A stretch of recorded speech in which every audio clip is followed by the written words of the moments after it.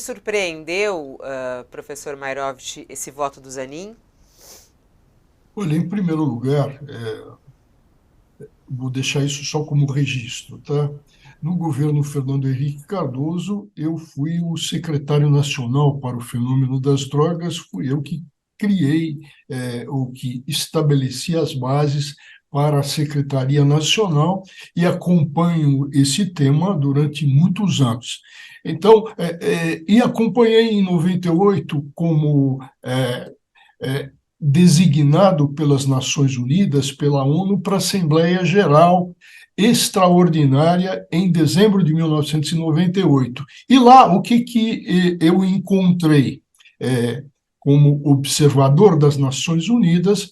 Uma reunião em paralelo à Assembleia. O presidente do Brasil era o Fernando Henrique Cardoso, e foi nessa ocasião que ele me fez o convite. Bom, em paralelo, teve uma reunião onde estava o então candidato Lula. E nessa reunião foi feito um documento que eu tenho na minha posse, que inclusive cópia me foi entregue pelo próprio Lula, onde o Lula se posicionava contra, contra a criminalização das drogas.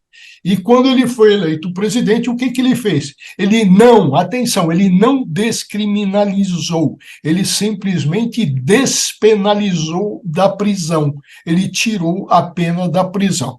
Então, o Lula também traiu aqueles que acreditaram no seu discurso que ele ia descriminalizar. Bom, esse é um ponto. O segundo ponto que me parece fundamental, e o Supremo entra bem nessa questão para tentar distinguir aquele que faz, que tem a posse da droga, o porte da droga, para quê? Para uso lúdico recreativo do traficante. Isso é importante, por quê? Porque, como o Josias lembrou, tem muita gente na cadeia, a polícia e os juízes com posturas conservadoras começaram a entender que pequenas quantidades representavam também tráfico. Então, o Supremo entra em bom momento para formar uma jurisprudência e apontando um número de gramas. Agora, atenção, e isto é fundamental. Fabiola, está todo mundo falando 25 gramas, 60 gramas. Quem é que sabe quantas gramas são necessárias para se fazer um cigarro de maconha? Alguém sabe? Então, vai aqui a resposta, de 2 a 3 gramas. Então, quando se fala em 60 gramas ou em 25 gramas, a gente pode fazer a conta e ver o número de cigarros. O Supremo entra bem nessa questão, muito bem, que precisa ser resolvida. Mas o Supremo foi muito mal em querer legislar e criar uma política sobre drogas. Tanto é, e aí eu chamo de novo a atenção, que o Gilmar Mendes mudou de posição. Ele, Gilmar Mendes, se colocou no seu voto como legislador e descriminalizou tudo, como se ele fosse, repito, um legislador. Caiu em si e ontem mudou o seu voto para ficar na questão apenas da descriminalização da erva canábica, da maconha, e na quantidade para se distinguir. O Supremo vai bem quando faz a distinção ou cria elementos para a separação entre o usuário e o traficante, mas vai muito mal em se intrometer nas políticas públicas, que não é da competência dele, deve ser traçada pelo executivo e a legislação pelo legislativo. É assim que funciona. Com relação, agora, para finalizar, ao posicionamento de Zanin, ele tem posição completamente diferente do Lula, que não teve a coragem para descriminalizar, embora tenha prometido. Ele tem posição absolutamente diferente, posição medieval, onde ele confunde conceitos, ele fala do problema de saúde pública, que efetivamente é, mas ele não tem o discernimento, atenção, ele não tem o discernimento, o conhecimento, a lucidez para perceber o quê? Que questão de saúde pública não é questão criminal. Não se trata de uma questão de saúde pública impondo crimes, impondo a lei penal. Se pode proibir administrativamente com sanções administrativas, mas não um problema de saúde pública ser considerado, como fez o Zanin no seu voto tortuoso, medievalesco, ele confunde uma questão de saúde pública como uma questão criminal. Esse é um erro grosseiro, crasso.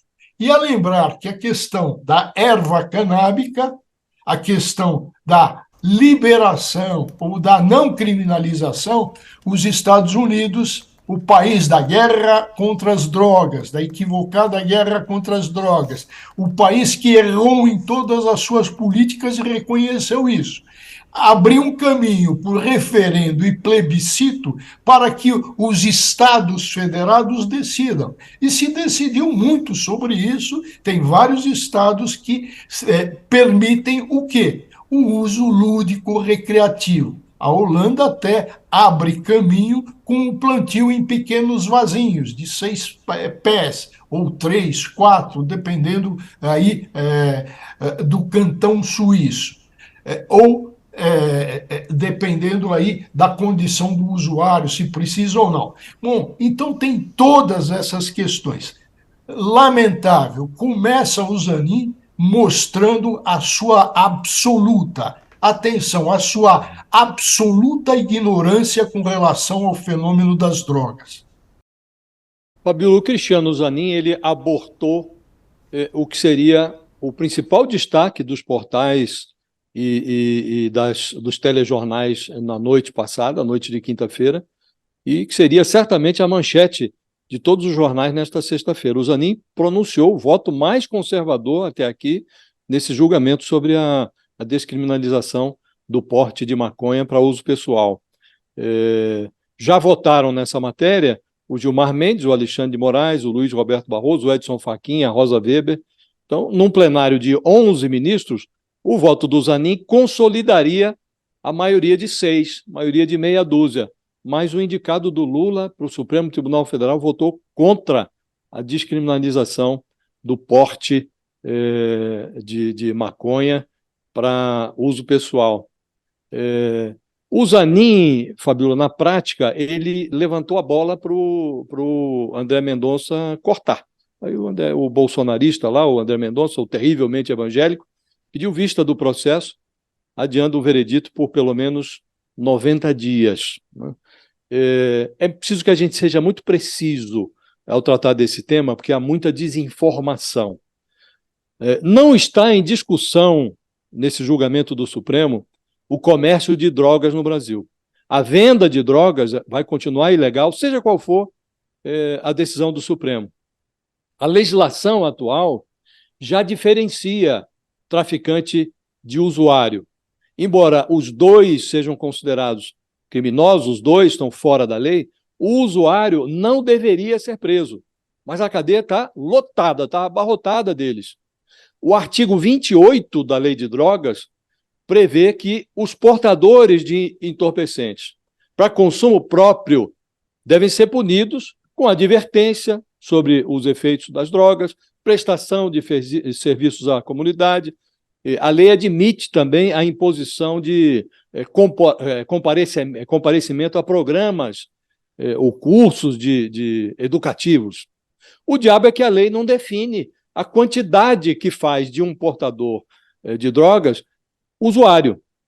E essa encrenca chegou ao Supremo porque a Defensoria Pública de São Paulo apresentou um caso de um réu que foi encontrado na cadeia, preso, por ter sido flagrado com 3 gramas de maconha. Pela lei, não devia estar lá, porque claramente 3 gramas de maconha não faz de uma pessoa traficante. Agora, a lei de drogas ela foi sancionada, Fabíola, veja como o destino é irônico.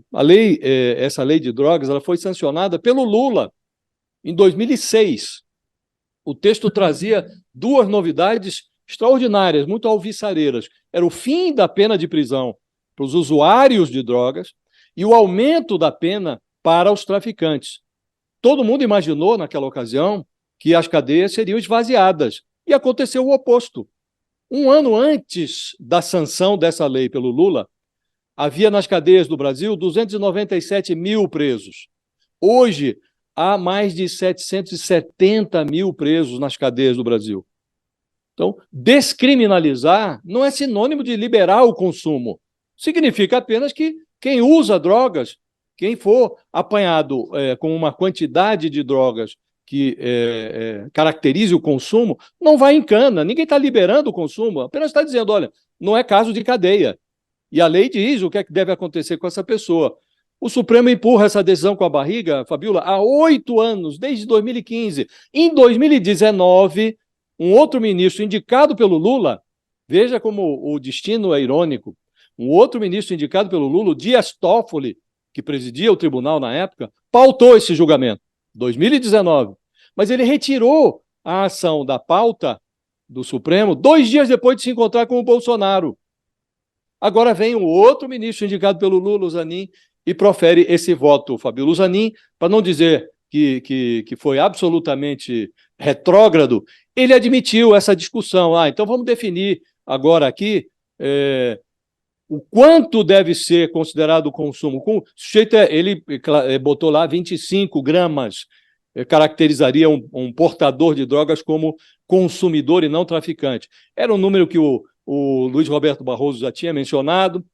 Depois disso, o Alexandre de Moraes falou em 60 gramas, depois o Gilmar Mendes veio com 100 gramas, mas não há um consenso ali. Depois eles vão ter que chegar no final do processo, obviamente, eles vão ter que definir, o Supremo vai ter que definir o que é, qual é a quantidade, isso não está na lei, qual é a quantidade que é considerada como razoável para você classificar alguém como consumidor. Mas o voto do Zanin, Fabíola, foi retrógrado, lamentável, e o pedido de vista do André Mendonça ainda mais lamentável, porque nós estamos tratando isso há 8 anos e o Supremo não se define.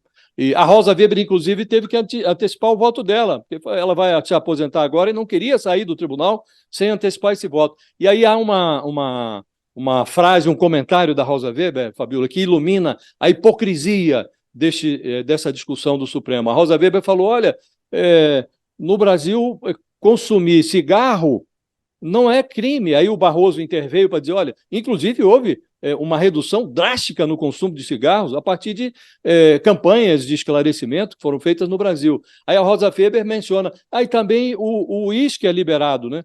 Aí o Barroso faz uma piada, diz, não, se proibirem o uísque no Brasil, aí será um caso gravíssimo de desrespeito aos direitos humanos. Então, há muita hipocrisia nesse debate, Fabíola. Infelizmente, o Supremo adiou um pouco mais uma decisão que já devia ter sido tomada 8 anos atrás. O que significa essa entrega voluntária, extratos bancários? Tá aqui, ó, estamos entregando os extratos bancários do ex-presidente Jair Bolsonaro. Segundo a apuração de Júlia Dualib do G1, da Globo News, na verdade, nesses extratos tem ali venda de jet ski, venda de automóvel, tem também aquele recebimento de reembolso por despesas médicas que a própria Mônica Bergamo nos trouxe aqui, já tinha essa informação de despesas médicas. E aí, está entregue, ok, não devemos nada, está aqui, estamos entregando tudo. Como é que você analisa essa atitude da defesa do ex-presidente? Fabíola, não é nada. A entrega dos extratos do Bolsonaro, voluntariamente, não é nada mesmo. Não significa nada, é um gesto político, até porque sabemos todos, inclusive os investigadores da Polícia Federal, que boa parte da perversão que está sob investigação, na parte financeira, ela transitou por fora das contas do Bolsonaro, né? Há dinheiro demais em conta de gente que recebe dinheiro de menos. Por exemplo, o Mauro Cid, milhões movimentados na conta do ex-ajudante de ordens do Bolsonaro. auxiliares do Mauro Cid na presidência também registram movimentações bancárias milionárias. A conta do pai do Mauro Cid também recebeu lá, isso já admitido até pelo advogado do Mauro Cid, dinheiro decorrente da venda de um Rolex. Foi parar na conta do pai do Mauro Cid e, segundo o advogado, foi entregue ou ao Bolsonaro ou à Michele em dinheiro vivo. E nós fizemos aqui no UOL, aí, a Juliana Dalpiva, com outros parceiros, fizeram uma reportagem histórica que levantou a quantidade de imóveis que a família Bolsonaro adquiriu em dinheiro vivo. Então, os Bolsonaro não costumam, Fabiola, transitar dinheiro de rachadinha e de outras perversões pelas suas contas bancárias, preferem o método mais medieval de guarda de valores, que é o colchão.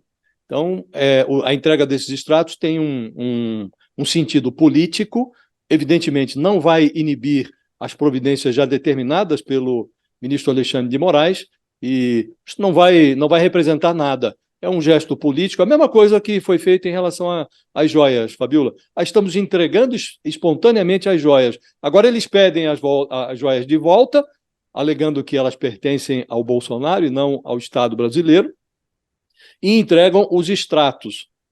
Isso tudo tem um sentido muito político, mas do ponto de vista jurídico o efeito é nulo, Fabiola.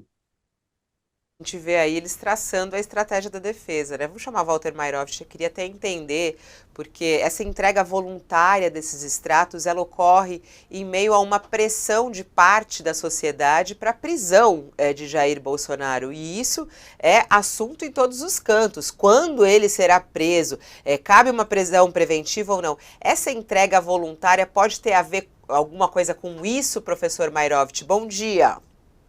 Bom dia, Fabiola, bom dia, Josias, bom dia a todos. Sim, sobre o prisma legal, a gente está assistindo que o Bolsonaro está tentando melhorar a imagem dele perante a justiça. Ele não está mais trombando, ele já está se posicionando como bonzinho, como colaborador, como entrega espontânea, num momento em que o que mais se discute é a necessidade ou não da prisão preventiva dele. Então, ele está querendo melhorar a sua imagem perante a justiça e, com isso, como você bem lembrou, Fabiola, ele está querendo também não deixar nenhum motivo, nenhuma razão para que seja decretado ou imposta a prisão preventiva dele. Juridicamente, essa é a estratégia.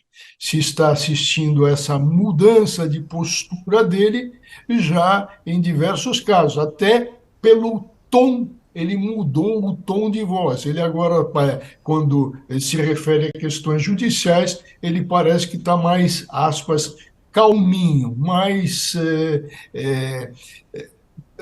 menos irritado. É assim que eu vejo.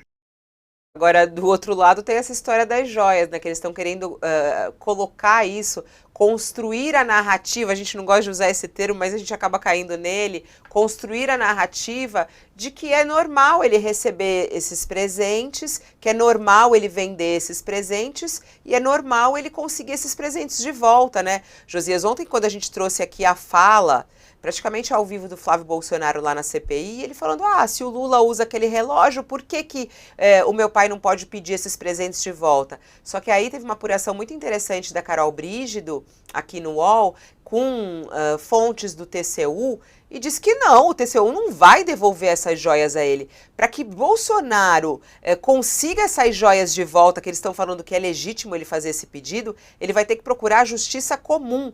Será que vale esse desgaste? E esse não seria um desgaste? Seria a construção de uma narrativa de que isso é normal, é comum e é justo, Josias? É mais do que a construção de um enredo, Fabiola. Evidentemente, a defesa do Bolsonaro sabe que o TCU vai negar o pedido, não vai devolver as joias. O TCU sustenta exatamente o contrário, que as joias pertencem à União. Então, o pedido vai ser negado. E a defesa sabe disso. O que fará a defesa? Qual é o próximo passo? Ela vai judicializar a questão das joias. Há duas formas de judicializar. Ela pode apresentar um habeas corpus no Supremo pedindo a devolução das joias. ou ela pode abrir um processo novo, novinho, em folha, na primeira instância do judiciário. Eu sou capaz de apostar com você, Fabiola, e que a defesa do Bolsonaro judicializará a questão das joias na primeira instância. Por que a defesa fará isso? Porque interessa aos advogados do Bolsonaro realçar que as joias constituem um problema da primeira instância e não do Supremo Tribunal Federal. Este caso, na opinião da defesa, deveria estar sendo tratado por um juiz de primeiro grau, não pelo Alexandre de Moraes no Supremo. Quando você judicializa no primeiro grau, você realça o problema. O advogado vai passar a levantar essa questão com maior tenacidade. Por que este caso continua sob a relatoria do Alexandre de Moraes na Suprema Corte, se o Bolsonaro já não dispõe de mandato de presidente e, pela jurisprudência do Supremo, ele seria hoje um réu, um suspeito a ser tratado pelo Ministério Público do primeiro grau e por um juiz de primeira instância. Então, quando você judicializa o caso das joias, como parece provável que a defesa fará na primeira instância, ela começa a exibir o paradoxo deste caso, que é, de fato, um paradoxo, é um problema. Em algum momento, o Supremo Tribunal Federal vai ter que sanear esses processos que envolvem pessoas que não têm prerrogativa de foro pela função que exercem e que continuam lá, sendo tratadas pelo Supremo Tribunal Federal. A defesa do Bolsonaro realçará esse problema, Fabiola. É justo ele pedir isso de volta, o professor Bairovic? Faz sentido? E como é que seria esse processo na justiça comum? Porque ele não tem mais foro privilegiado. Se ele quiser essa joia de volta, ele precisa ir bater na porta da justiça comum falando isso é meu, me pertence, eu quero de volta? Olha, eu convido a todos para a leitura do meu artigo de ontem, onde eu tratei exatamente isso, tá? Mas o que eu queria, respondendo à tua pergunta, é entrar. A primeira chave de leitura o Josias fez e com a competência de sempre. Eu gostaria de trazer uma segunda chave de leitura que está ligada, correlacionada àquilo que a gente falou antes, dessa mudança de imagem do Bolsonaro. O que ele quer fazer agora? Ele quer dar uma aparência de que ele é um legalista, ele está sempre ao lado do Estado de Direito. Então, o que ele faz com tudo isso? Ele sustenta que o presente é personalista. Vem de um personalismo, quer dizer, é para a pessoa certa, é para ele e não para o Estado Nacional. Isso é um entendimento. Com isso, o que ele quer fazer? Ele quer criar argumentos para quebrar o dolo do crime de peculato. Existe um crime de peculato, está bem caracterizado. Ele quer mostrar que ele não teve a intenção de se apropriar disso, mas simplesmente ele imaginava, pensava e foi até a justiça para saber se aquilo era ou não dele. Dá para perceber essa mudança, essa reviravolta com relação ao posicionamento jurídico do Bolsonaro. Ele está, primeiro, em razão da prisão preventiva, segundo, em razão dos crimes que estão aí e que estão consumados e descaradamente comprovados, não há dúvida sobre isso. Então, ele usa essa segunda imagem, mas sempre sem agressividade, sempre buscando ou fingindo buscar um caminho de legalidade. E essa é a estratégia dele. Agora, discutir se essas joias são ou não deles, ele vai buscar o quê? Vai buscar um juízo competente. O juízo competente, na visão dele, e não somente dele, é um juiz de primeiro grau, quer com relação ao inquérito criminal, quer com relação à liberação dessas joias. É isso que ele está tentando. Ele está, na realidade, como ocorreu o caso de lavagem de dinheiro, ele está também querendo lavar a imagem dele, mudar a imagem. passar uma toalha e muita água para lavar, e descaracterizando crimes. Muito boa, tá querendo lavar a imagem dele, não só dinheiro. Tá aqui a coluna do Walter Mairovich, convite feito, convite aceito. Já li aqui, ó. Bolsonaro quer de volta as joias dos brasileiros, seu bolso em primeiro lugar. Muito interessante,